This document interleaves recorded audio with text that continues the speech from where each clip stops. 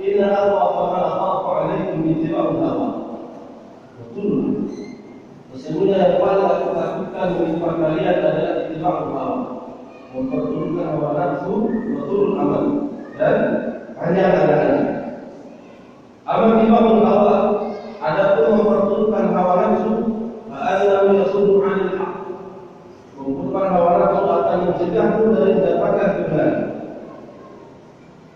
Wa amma tulul amal, adapun panjang angan-angan, fayunsi al-akhirah, menjadikan kamu lupa mempersiapkan tempat untuk diperpanjangkan.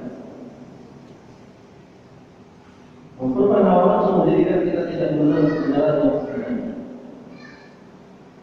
Panjang angan-angan akan menjadikan kita lupa untuk mempersiapkan bekal kehidupan akhirat yang jauh lebih kekal dan baik. Kemudian, apa akibat yang ditimbulkan dari ittiba'ul hawa? Jika satu kelompok sudah memperturutkan hawa nafsu, maka akibat yang buruk pun akan pasti terjadi. Yang pertama, hidul adat. Kalau satu kelompok dengan kaum muslimin sudah memperturutkan hawa nafsu, maka akan terjerat dalam tipu daya musuh. Itu pasti. Bila kaum muslimin ini dia segalanya pakai harta, maka musuh pun akan kebaikan. Boleh saya bicara politik sedikit? Boleh ya? Bagaimana orang-orang kafir yang ada di Indonesia berhasil memecah belah partai Ka'bah suami? Kenapa? Syahwat. Dulu, kamu mau lulus? Mau agar partai kamu bisa tetap ikut pemilu? Itu muas. Yang pertamanya terpecah. Ibu salah satu buku tidak, tapi ketika dapat selisih ini sampai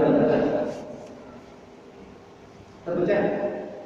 Kaum muslimin terpecah. Itu kira dia tidak paham bahwasanya akibat dari ittiba'ul hawa baiklah itu dari musuh-musuh Allah dan baik. Ingin apa perempuan? Ingin apa jabatan? Berikan. Ingin apa? Baik. Maka jika satu gerakan dakwah sudah nafsu yang depan, hati-hati. Misi kerja akan masuk dalam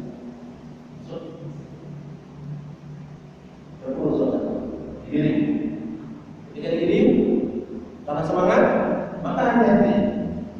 Maka para ulama kita terhadap orang-orang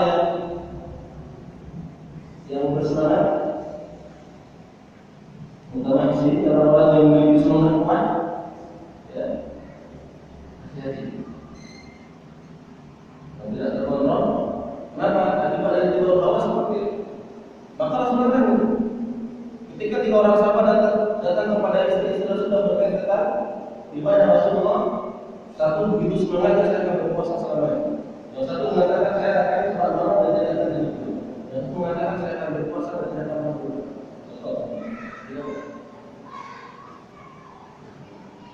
Akan masuk dalam kaitan ada itu dari musuh.